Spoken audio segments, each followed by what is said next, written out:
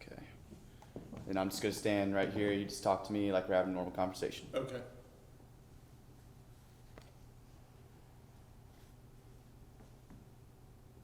Make sure. Yep, we're good. Okay, Mr. Ledgewood, my first question for you, tell me a little bit about your position as the PR chair for the Tuscaloosa Arts Council.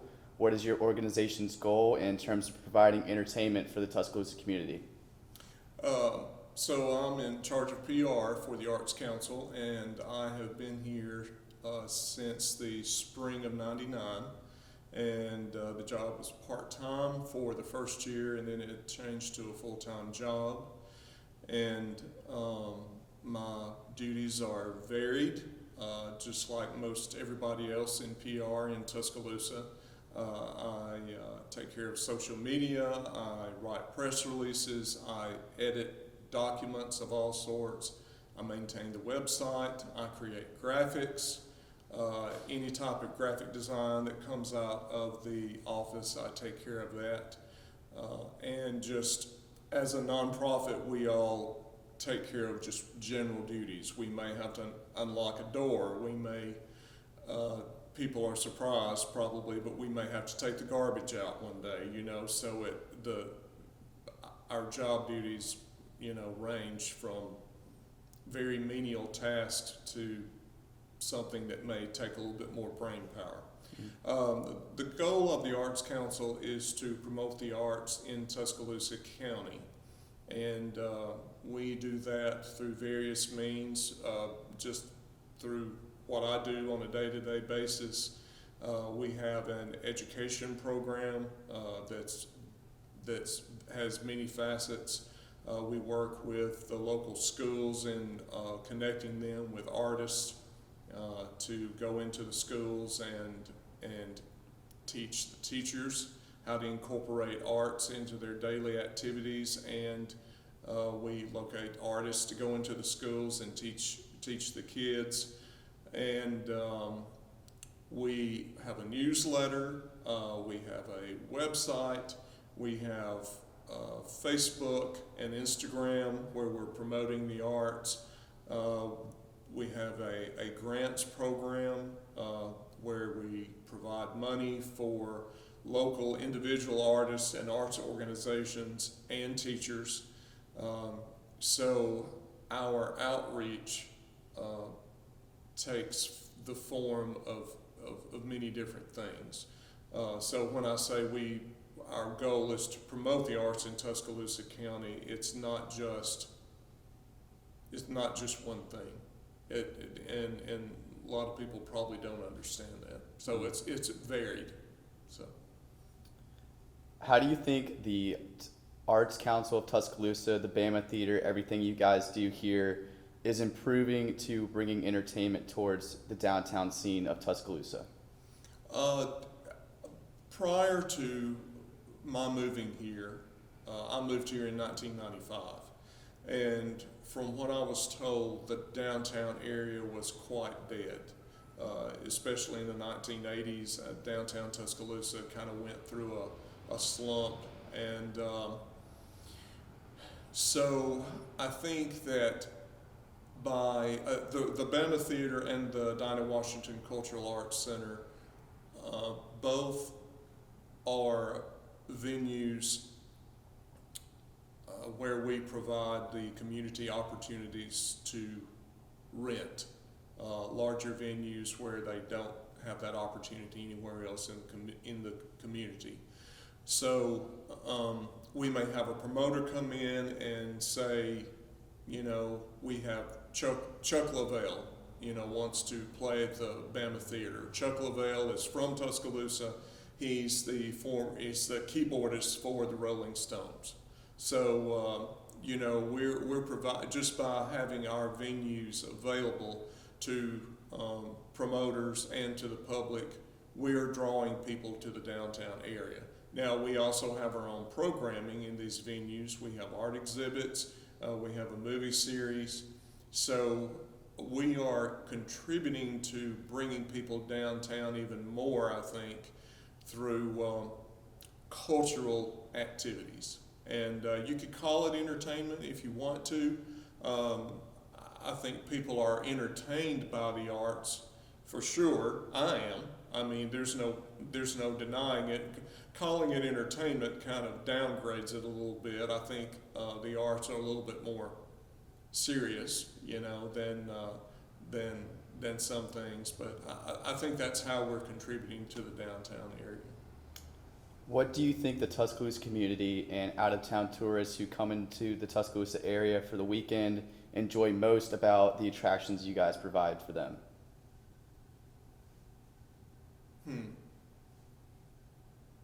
I think it depends on what season we're in.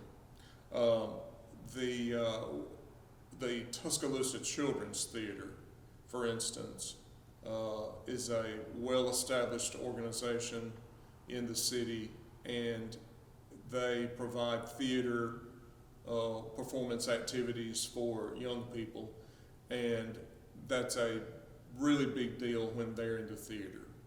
Their parents show up, and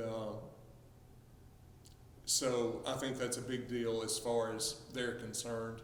The Nutcracker, for instance, is performed at the Bama Theater every December, so that's a big deal. It attracts tons of parents, you know, and locals. And the thing about it, we welcome people from the rest of West Alabama and East Mississippi. And in fact, I do my PR. My PR always includes Starkville and Columbus. And my PR extends outside of Tuscaloosa County. So I think some people have discovered that Tuscaloosa can be a destination for their entertainment and their cultural cravings that they might have. They just don't pursue it always. And we're a little close to Birmingham also. We're just 50 miles away. So in a way, we're competing with Birmingham all the time, Absolutely. as far as out-of-towners are concerned. What improvements have you guys added over the years to help improve entertainment for your guests? Kind of like you were just talking about with competition with Birmingham. What have you guys been doing over the past few seasons or recently to kind of edge them out or attract more people towards the Tuscaloosa area? One of the main things that we have just now completed is the renovation of the seats and carpet in the Bama Theater. The prior seats had been replaced in the 1980s, and the carpet had been replaced in a fundraiser to raise money for the older movie equipment in the spring of 98. So it was time for the carpet and the seats to be replaced, and people like to be comfortable, and they like to walk into a venue that is well kept. And we have definitely added to the attraction of coming into downtown and attending an event at the Bama Theater in that way. We started a movie series, an independent movie series, quite some time ago, and I think it's quite unique. And we welcome people, of course, from all of West Alabama. So we do a few unique things around here just ourselves. But the recent renovation is a big deal.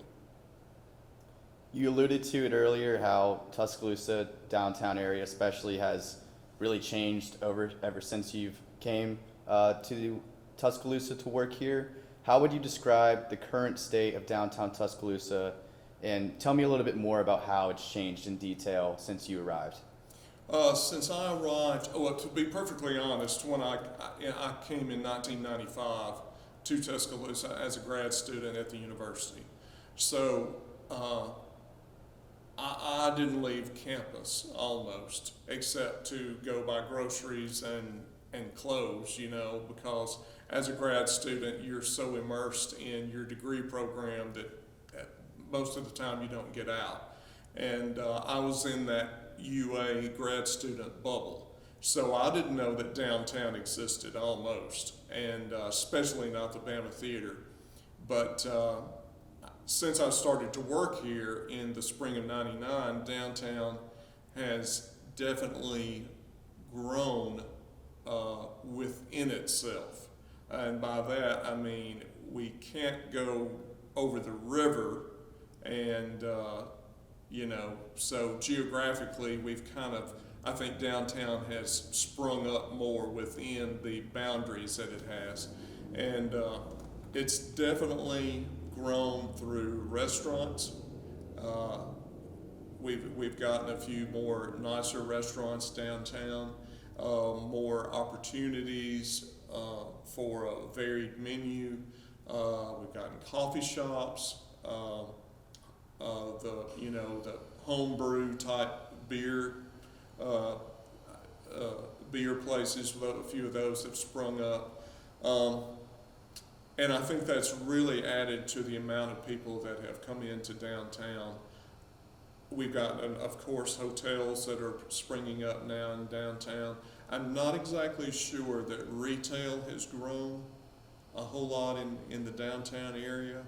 There are a few unique shops here and there that have come along, but I'm not sure that it's been, that hasn't been the primary means of growth in downtown. Mm-hmm. What are you guys hoping to improve in the future in all forms that you work with? What are some aspirations that you're hoping for, things you guys have on the agenda to improve the scene of downtown? First Friday is an event that we have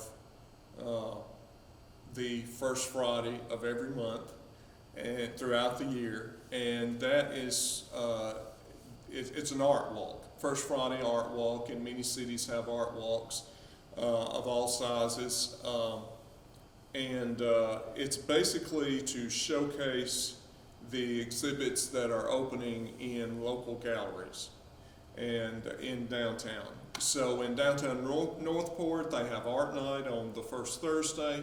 Downtown Tuscaloosa, we have first Friday. And so what we're hoping to do with that especially is expand that just a little and maybe get some musicians on the sidewalk, some artists on the sidewalk that are either demonstrating or selling their work. We're wanting to expand that just a little and go from just having the galleries open to bringing more people in and making the public feel like that it's more of an event that encompasses all of downtown. Maybe more retail shops being open a little later on that first Friday. So that's one of our aspirations. And of course, eventually we would like to, at the Bama Theater, maybe bring in some names, performers here and there. The Arts Council used to do a series that included comedians and the big bands, bluegrass, and so forth. And we hope that our renovations that we have done will attract people to the Bama Theater, and we might, in the future, not right now, but in the future, be able to get something like that going again. We're a nonprofit, the Arts Council, and we cannot take financial risks like other government entities or independent promoters. We can't do that. So, How would you say in a few words the Arts Council fulfills spreading cultural enrichment towards Western Alabama, Eastern Mississippi, and the Tuscaloosa community? I think the Arts Council provides, we provide services that fill a gap. We're there, and I think if the Arts Council were to suddenly disappear, for whatever reason, I think it would be noticed because the Arts Council has been around since 1970, and people are used to our presence, and they're used to our management of the Bama Theater and how we do our best to host not only local people but outside promoters, and I think that's what we do. We provide a gap. We fill that gap educationally, and we fulfill it artistically also. And Tuscaloosa is just a little bit larger, you know. It's than Columbus, Starkville area. And we have a lot of people in West Alabama that don't necessarily want to drive to Birmingham, and we're here for them. Do you believe, this is the final question, do you believe your efforts are improving involvement around the city of Tuscaloosa and becoming a more cohesive community, neighborhood-friendly type community, and just all-around improvement everywhere with what you guys are doing? Yes, I do think so. We are, to be honest, we are so busy as individual staff members because each staff member does one thing. And we're so busy, I'm not exactly, sometimes we don't even have the time to just stand back and look at the big picture, because we have so many individual tiny details that have to be taken care of. Like, I've been working on massive spreadsheets for the last couple of weeks, and as the PR person, no one would think that I would be doing that. And to be perfectly honest with you, we don't have time to stand back and look at ourselves most of the time and just think, where are we? You know, and I'm being perfectly honest. If I were being interviewed on TV, I wouldn't be saying this probably. I would put a more positive spin on it, but most of the time we're just trying to get through the day, to be honest. Mm-hmm. Is there anything else that you would like to add about what you guys do here and what you hope to accomplish in the future? I don't think so. Okay, thank you so much. Is that what you were looking for? Yes, sir, that was perfect. And again, I'll be standing right here. Okay, my first question for you, how do you think Visit Tuscaloosa is improving to bringing entertainment towards the downtown scene of Tuscaloosa and just the entire Tuscaloosa community as a whole? It is absolutely part of our mission to support the city in ways that make Tuscaloosa a more attractive destination. Not just to those nearby within driving distance, but to potential visitors and tourists reaching much further than that. Entertainment is a big part of the leisure travel sector. And we're lucky in Tuscaloosa for the size of our community to have a couple of really good venues and some really strong outdoor places for events like that. Not just the amphitheater, which is possibly the most obvious, but things like Government Square downtown, University Boulevard, obviously several spaces on campus that are available.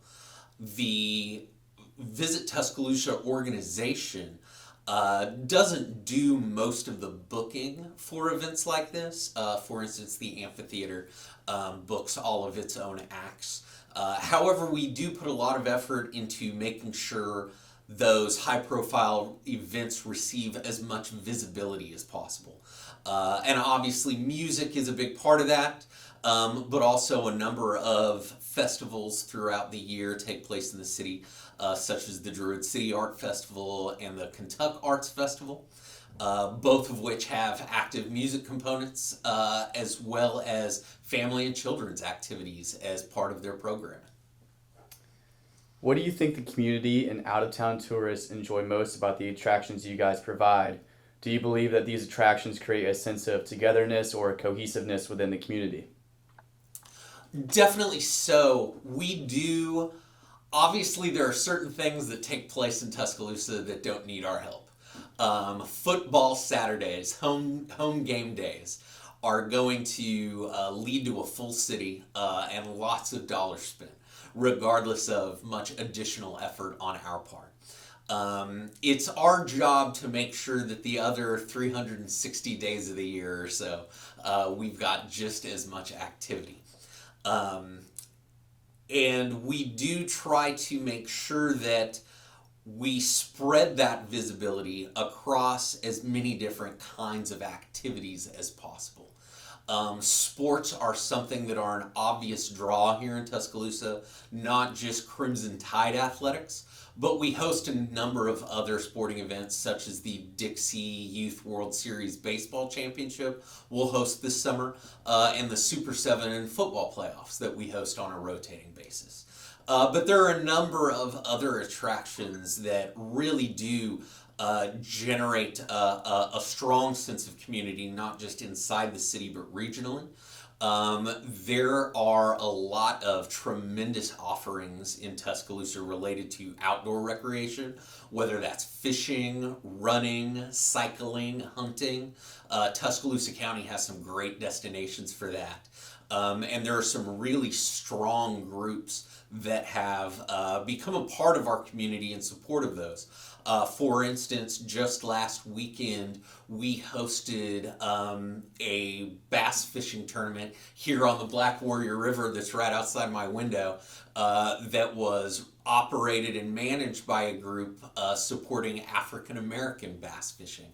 So we had about 100 anglers out on the river, the vast majority of them being black men and women between the ages of 35 and 55.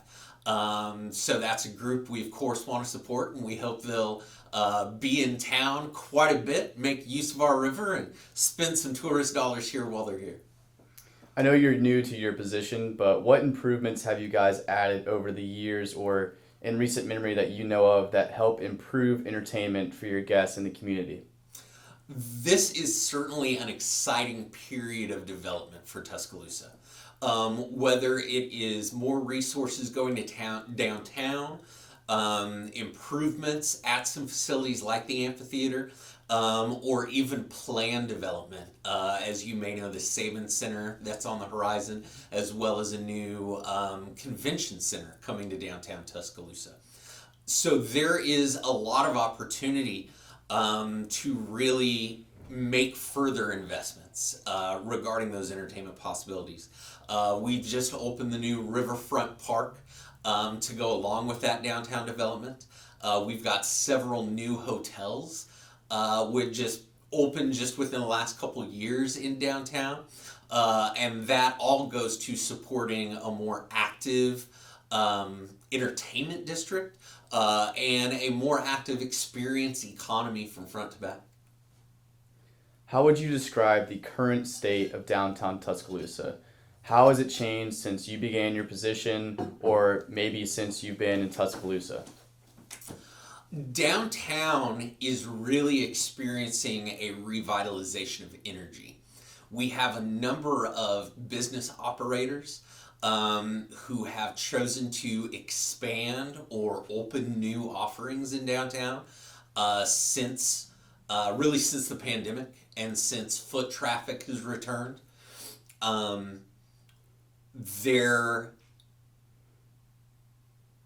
We are seeing a renewed interest from our downtown stakeholders in generating more regular activity. Many of our restaurateurs and small business owners downtown are currently working together to revitalize the Downtown Merchants Association, which will be a collaborative group supporting events such as the First Friday Art Walk and other supplemental events in downtown to bring people in for more entertainment reasons. Come downtown to have fun and maybe spend some money while you're here, instead of coming downtown for a specific reason and then leaving when you're done. What are you guys hoping to improve in the future in all forms that you work with, whether that be the amphitheater, whatever the case may be? What are some of your aspirations that you guys are hoping for as an organization? By and large, we want as many people as possible to enjoy Tuscaloosa and Tuscaloosa County. Our partners in the hospitality industry are really the primary actors in delivering that kind of experience to visitors that turns Tuscaloosa into a place they want to visit and a place they want to come back to. And so we work very hard to support our hospitality partners, whether those are the hotels, the restaurants, the business owners, or other entertainment providers. Because we want everyone to come to Tuscaloosa, find what they're looking for, but then to find more that they weren't expecting. And hopefully more than that, more than what they can fit into the time they plan on being here. So before they leave, they're already planning their next trip back.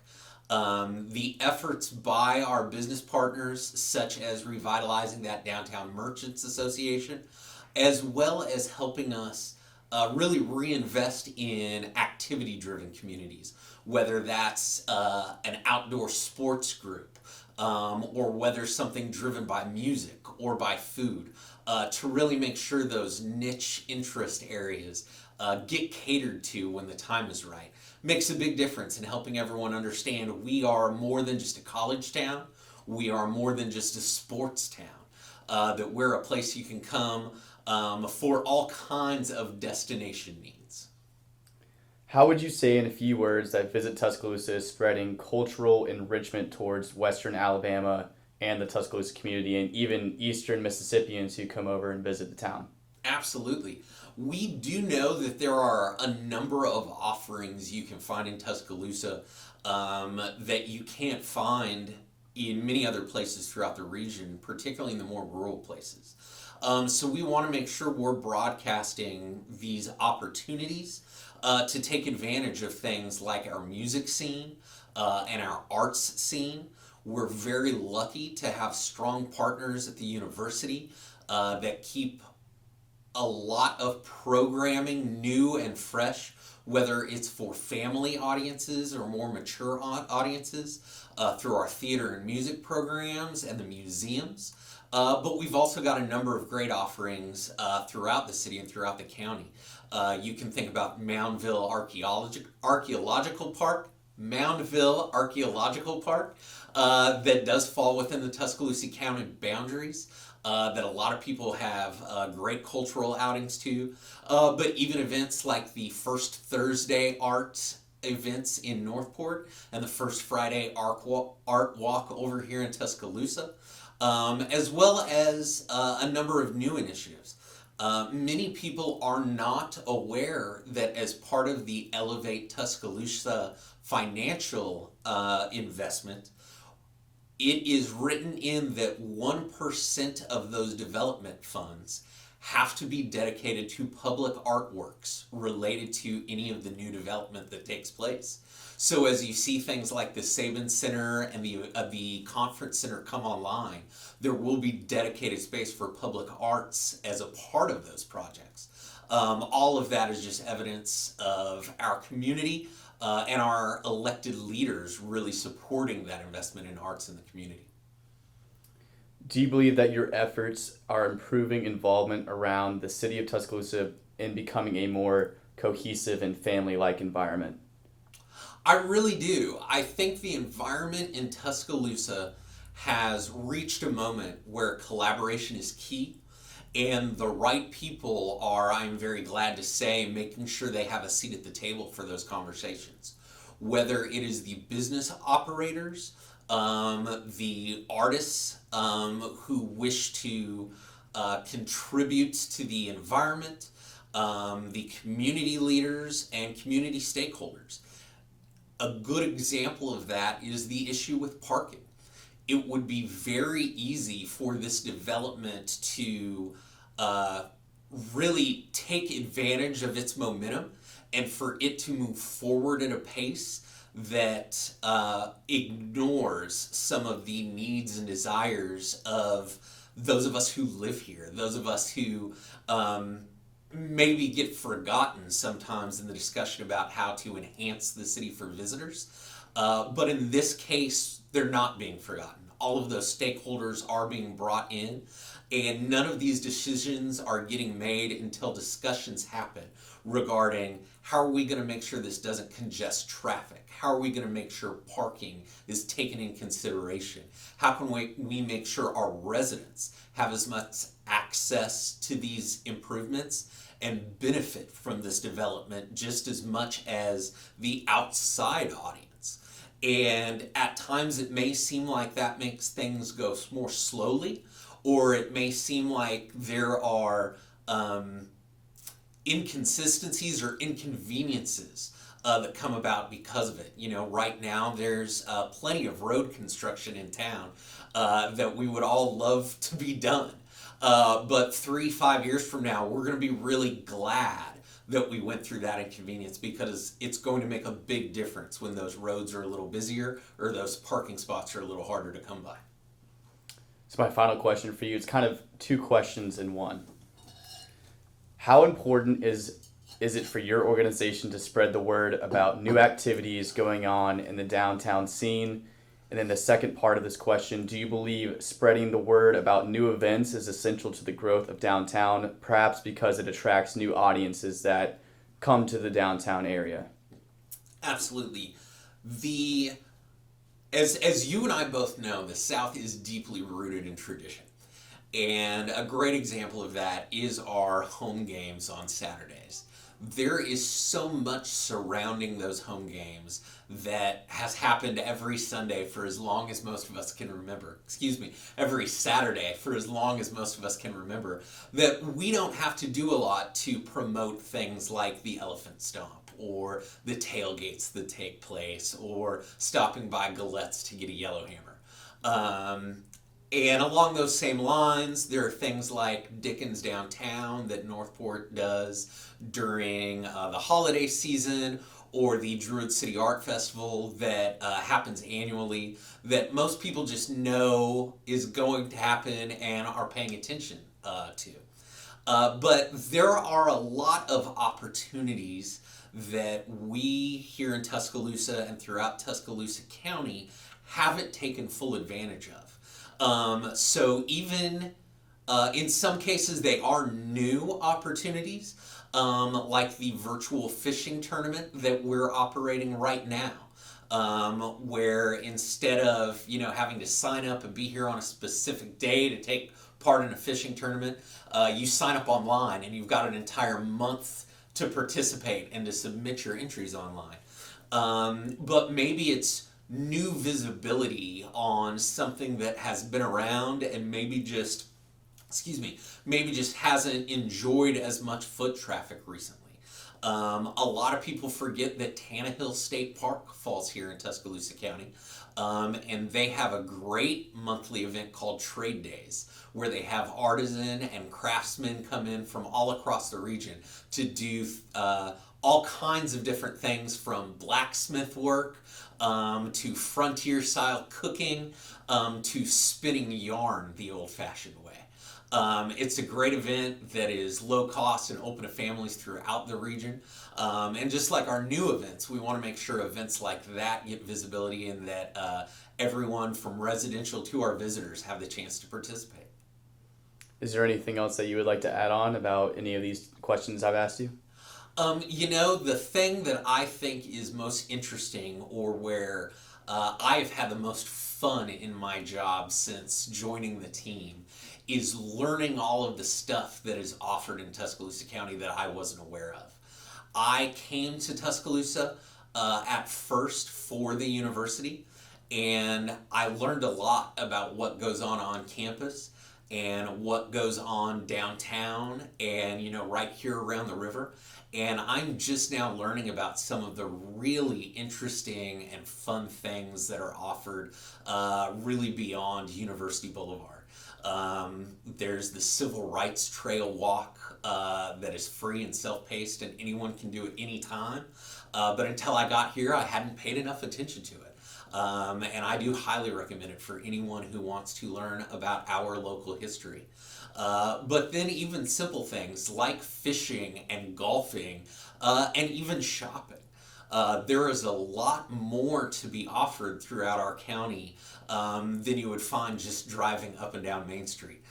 So I really would encourage everyone to check out our website, visit Tuscaloosa.com, where we have listings categorized under Eat, Play, and Shop, where you can find out a whole lot more about the diversity of options and the ways to spend your time while you're in our town. Awesome. Thank you so much. All right, thank you. That was great. All right, we're off.